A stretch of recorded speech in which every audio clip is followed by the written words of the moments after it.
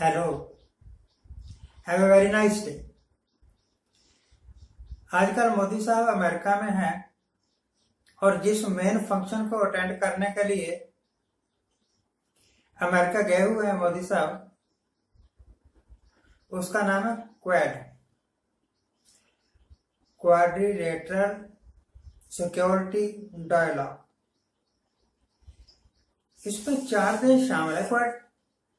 Quadrilateral का मतलब होता है चतुर्भुज, जिसके 4 कोने। तो पहला कोना यूएसए है, दूसरा जापान है, तीसरा ऑस्ट्रेलिया है, चौथा इंडिया है। उम्मीद ये करता है इंडिया कि अमेरिका हमारे साथ सहयोग करे, जापान हमारे साथ सहयोग करे और ऑस्ट्रेलिया भी हमारे साथ सहयोग करे ताकि हम चाइना से लड़ सके। अरे भाई, सीधी सी बात है, अगर आपके बाजुओं में दम ही नहीं है तो कौन आपकी मदद को आएगा? आपको खुद पावरफुल बनना पड़ेगा चाइना या किसी भी देश से लड़ने के वास्ते। मोदी साहब शायद भूल गए, पर मुझे आज भी याद है 71 का जब वार चल रहा था ना, 71, एक तरफ पश्चिमी पाकिस्तान, एक तरफ पूर्वी पाकिस्तान, ये आप दोनों तरफ से हिंदुस्तान को खतरा था। अभी तक बांग्लादेश बना नहीं था, बनने वाला था। उस वक्त अमेरिका ने हमारे विरुद्ध समुद्री बेड़े भेज दिए थे अपने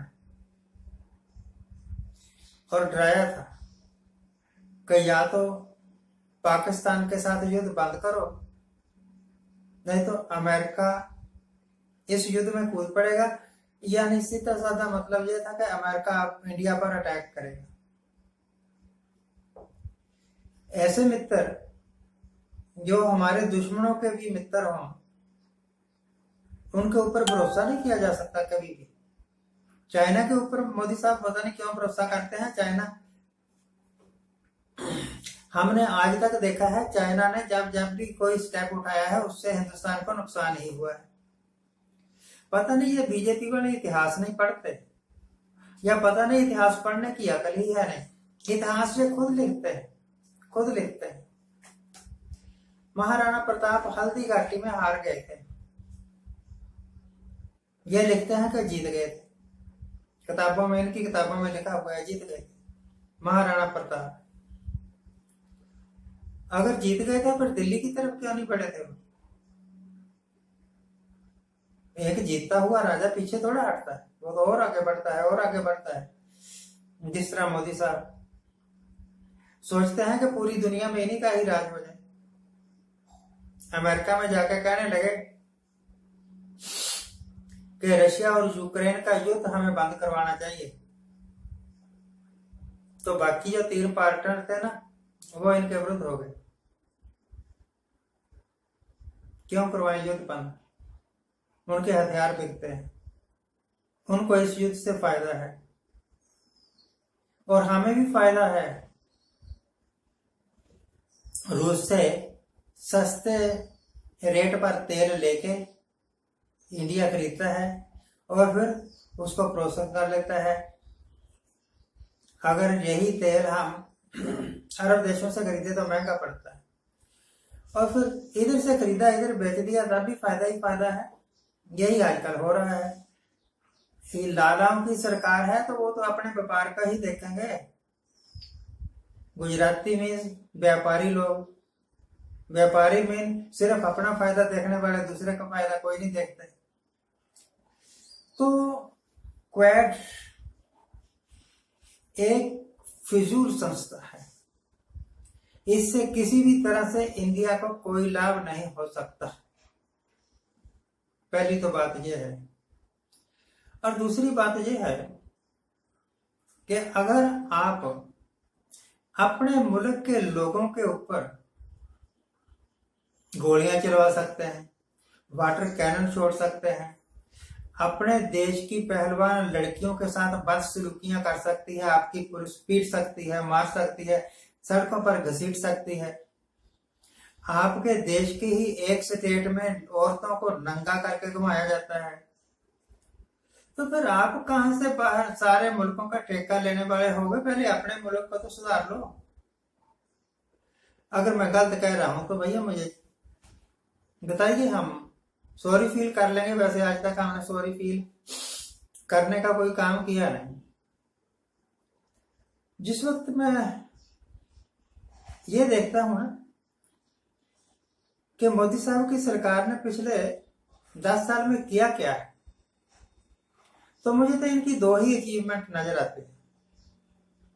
पहली, ये कहते हैं सड़कें बनाई, पर दुनिया की सबसे थर्ड क्लास सड़कें इनकी बनाई हुई सड़कें हैं। दिल्ली में जो इन्होंने टनल बनाया था उसका हाल देख लो क्या हो गया। बिहार वगैरह में, यूपी वगैरह में कई पुल बनाए और साथ ही खराब हो गए। ऐसी शानदार विकास। खैर, अपना अपना स्टैंडर्ड है, अपना अपना स्टैंडर्ड ऑफ लिविंग है। प्रधानमंत्री अगर ये ना बनते तो इतने महंगे महंगे खाने नहीं खा सकते थे, इतने महंगे महंगे सूट नहीं पहन सकते थे, इतने महंगे महंगी गाड़ियों में नहीं घूम सकते थे, 8 करोड़ के हवाई जहाज अपने वास्ते नहीं खरीद सकते थे। 8 करोड़ का नहीं, 8,000 करोड़ का हवाई जहाज। खैर, प्रधानमंत्री है कर सकते हैं। अगर प्रधानमंत्री ना होते तो सारे ऑपोजिशन के मेन लीडर्स, उनके पीछे ईडी कौन लगाता भाई? सीबीआई कौन लगाता? इनकम टैक्स वाले क्यों दौड़ते कांग्रेस के पीछे? उनके अकाउंट क्यों फ्रीज करते? और फायदा तो कुछ नहीं हुआ। कांग्रेस के अकाउंट मोदी साहब की राज में फ्रीज करवा दिए इनकम टैक्स वालों के जरिए, तो उसका नुकसान ही हुआ। 400 के पीछे दौड़ रहे थे और 240 पर आके ब्रेक लग गई।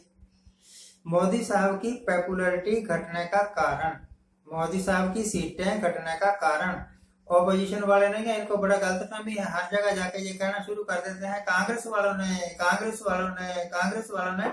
एक्चुअली इनकी हार का कारण, इनकी पॉपुलैरिटी खत्म होने का कारण सिर्फ मोदी साहब खुद हैं। जो कुछ कहते हैं वो करते नहीं, या होता ही नहीं। ऐसी बात कह दो जो हो ही नहीं सकती, तो बाद में तो लोग कहेंगे ये झूठ बोलता है। जैसे इन्होंने कहा था मैं काला धन लेकर आऊंगा, कहाँ आए काला धन लेके? बताया नहीं आज तक। इन्होंने कहा था कि नोटबंदी के बाद आतंकवाद खत्म हो जाएगा, कहाँ हुआ खत्म? काला धन खत्म हो जाएगा, आतंकवाद और काला धन दोनों खत्म हो जाएंगे। दोनों ही चल रहे हैं। आतंकवाद यही नहीं है कि पाकिस्तान से 4 बंदे आएंगे और आके आपके देश में 4 बम फोड़ देंगे। दिल्ली में घरों में घुस के डाके डालने वाले और बुजुर्गों को मार के चले जाने वाले, ये भी आतंकवादी हैं, समझ लो आप। रास्ता चलती लड़कियों के, औरतों के कानों से झुमके तोड़ के दौड़ जाने वाले, चेन स्नैचिंग करने वाले, ये भी आतंकवादी हैं। आप अपने देश को सुधारो भाई।